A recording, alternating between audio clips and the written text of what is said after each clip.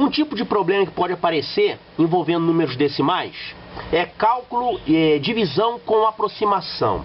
Olha só, esse problema aqui está pedindo para a gente calcular 15 oitavos com aproximação de 0,01. 15 oitavos não dá dízima periódica, porque esse denominador aqui é 2 ao cubo. Isso aqui vai dar um decimal exato com 3 casas decimais. O problema está pedindo para calcular isso aqui com aproximação de 0,01. Então a gente tem que fazer o seguinte: fazemos normalmente a divisão, vamos encontrar resto, e nós vamos parar de fazer quando o quociente chegar no segundo dígito. Então vamos fazer a divisão aqui. 15 dividido por 8 dá 1 e resta 7. Colocamos agora uma vírgula, abaixamos o 0. 70 dividido por 8 dá 8. 8 vezes 8, 64. Para 70 resta 6. Faltam 6. Agora abaixo mais um 0 aqui. 60 dividido por 8 dá 7. Resta 4. Olha só, eu já cheguei num quociente que tem aproximação de 0,1, até centésimos, né? Até a segunda casa decimal, então eu fui aqui até a segunda casa decimal. Então a resposta do problema é 1,87.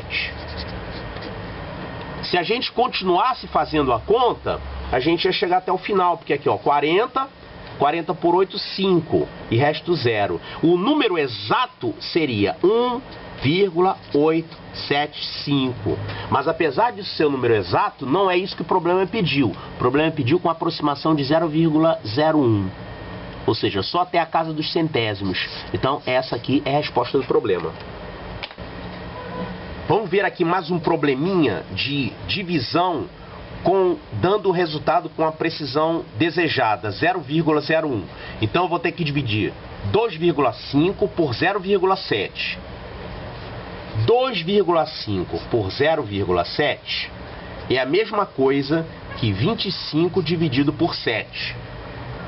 Então isso aqui vai ficar 25 por 7. Isso vai dar 3. Resto 4, vírgula. Agora baixamos o 0. 40 por 7 vai dar 5 e resto 5. E agora abaixamos aqui um 0. 50 dividido por 7 são 7 e resto 1. Então conseguimos aqui formar o quociente com a precisão desejada, 0,01, ou seja, até a segunda casa decimal. E qual é o resto? O resto é 1? Não, veja bem, existe uma propriedade que nós vimos no capítulo 4 que diz o seguinte: quando multiplicamos o dividendo e o divisor de uma divisão por um número, o quociente não se altera, mas o resto fica multiplicado por esse número.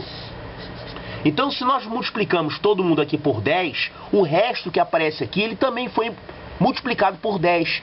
Então, o resto verdadeiro dessa divisão é 0,1.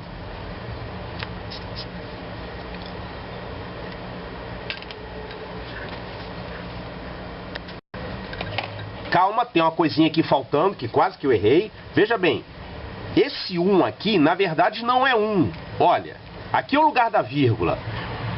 Nós abaixamos um 0 que veio daqui e abaixamos um 0 que veio daqui.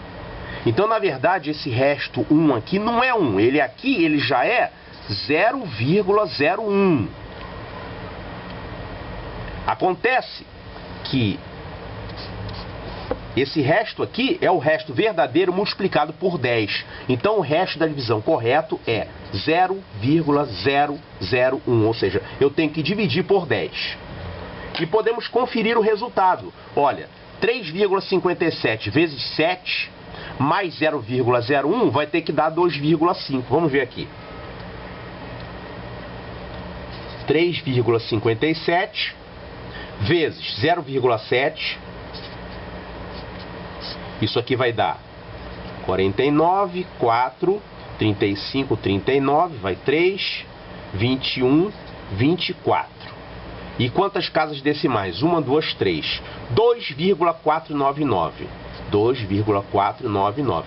Então, nós multiplicamos o quociente pelo divisor verdadeiro, e não por 7, por 0,7.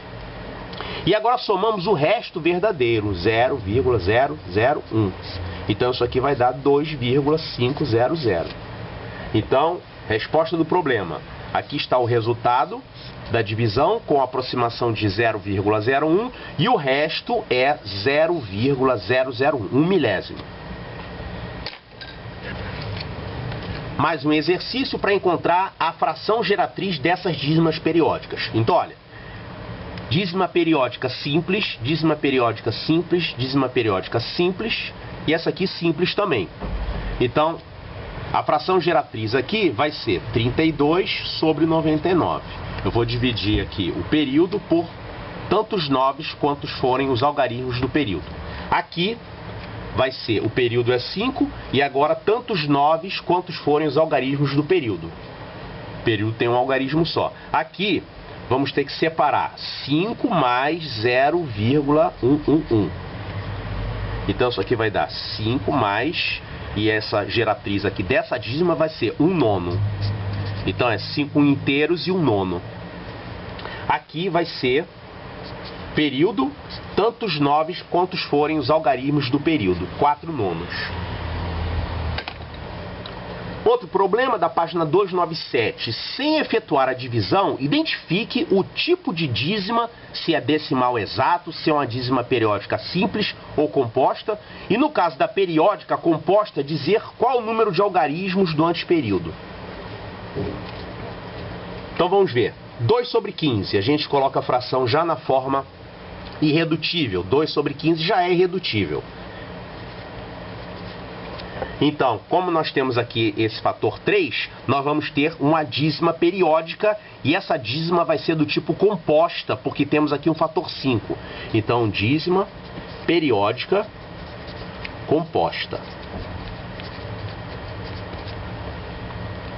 E o anteperíodo vai ter um algarismo, porque 5 elevado a 1.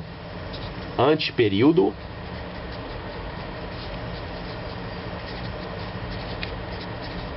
com um algarismo. 55 sobre 64. Já está na forma simplificada, não dá para simplificar mais. Aqui tem fator 5 e fator 11. Aqui só tem fator 2. 64 é 2 elevado a sexta. Então, como nós não temos fatores que não sejam 2 e 5, só tem fator 2, então isso aqui vai ser um número decimal exato. Decimal exato. Quantas casas decimais? 6, porque é 2 a sexta aqui. 6 casas decimais. Mais um problema, 5 sobre 27. 5 sobre 27 já está na forma mais simples. Vamos então fatorar o denominador. 5 sobre 3 ao cubo. Isso aqui vai dar uma dízima periódica. De que tipo? Simples ou composta? Simples, porque aqui nós não temos fator 5 nem fator 2 no denominador. Composta. Ou simples. Então é uma dízima periódica simples.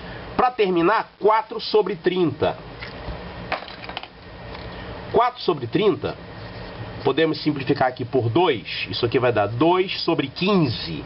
E 15 é 5 vezes 3. Então, graças a esse 3 aqui, nós vamos ter uma dízima periódica. Do que tipo?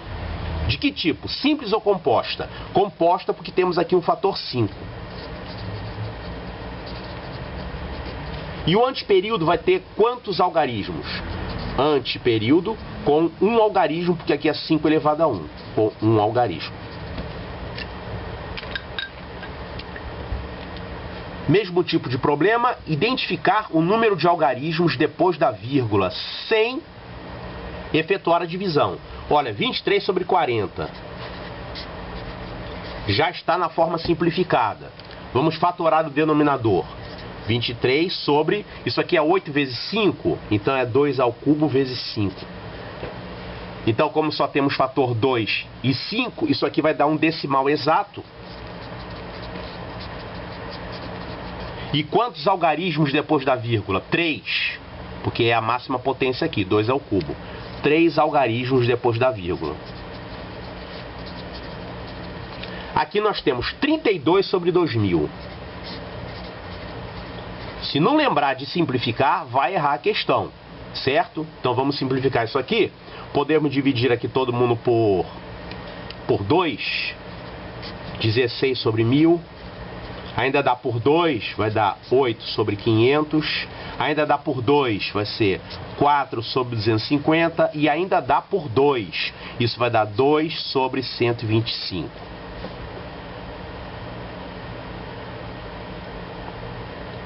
Agora que está simplificado, vamos fatorar o denominador. Isso aqui vai dar 2 sobre 5 elevado ao cubo.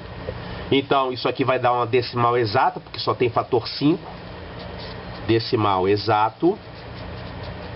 Quantos algarismos depois da vírgula? 3, porque aqui a potência é 3. 3 algarismos.